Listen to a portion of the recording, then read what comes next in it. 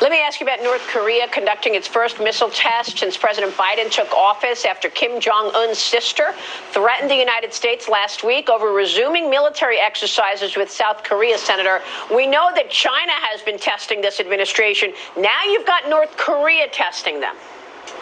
Yeah, and this is part of the pattern. I think this was expected.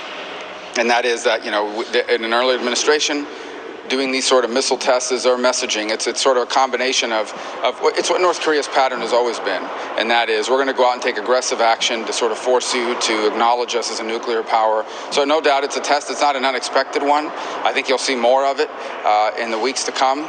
It's a very tricky and delicate situation. I thought the Trump administration, I never thought we were going to get a deal with Kim Jong-un, but I thought they had tampered down some of the conflict there, some of the heat surrounding that issue. And obviously, I think it's going to all spark up again now with a new administration. Senator, I want to turn to unidentified objects in the air. I had an exclusive interview with the former director of national intelligence, John Ratcliffe, the other night on Fox News, where I asked him about this upcoming Pentagon report, which you, of course, have commissioned or encouraged to have a report on these unidentified objects. Here's John Ratcliffe with me last week. I've got to get your reaction to what's taking place. Have unidentified flying objects been seen? Well, sure. We have lots of reports about what we call unidentified aerial phenomenon. There are a lot more sightings than have been made public. Sometimes we wonder whether or not our adversaries have technologies that are a little bit further down the road than we thought or that we realized.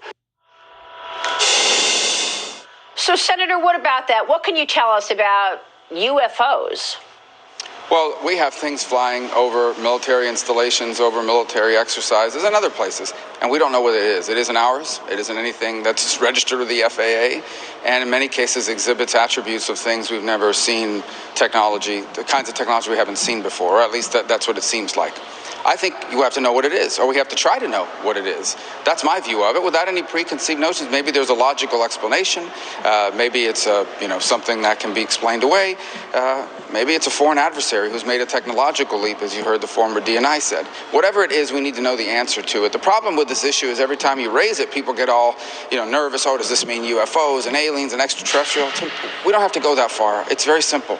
There are things flying over national security installations. We don't know who they are. We don't know what it is. It isn't ours. We need to find out. Well, this is absolutely fascinating. So, I mean, from my standpoint, when I heard John Ratcliffe talk about that, I went and I looked up what you've said about the Pentagon report coming up June 1st. What do you think we're going to learn from that Pentagon report on June 1st? Well, first, I'm not sure they're going to come in on time, to be honest with you, because they miss a lot of deadlines in government on these sorts of things. But we'll get a report at some point. Second is, I don't know if we're going to know what. I mean, I'm not sure that by June 1st they'll have reached a hard conclusion about what they're dealing with, and there may be more questions or new questions than full answers after the fact. I can tell you it's being taken more seriously now than it ever has been.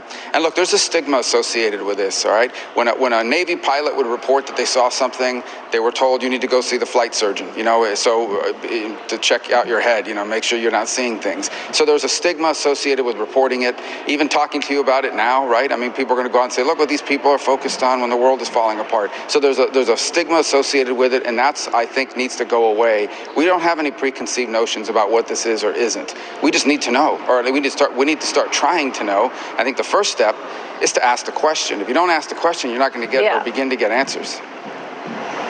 So it's not necessarily like that we have, little ETs running around, aliens, but it could be technology that China or Russia or somebody else has developed that could be ahead of the United States then. That's even more worrisome to me. Well, again, I don't know. It would be very worrisome. I don't know that to be the case, but we need to start finding out.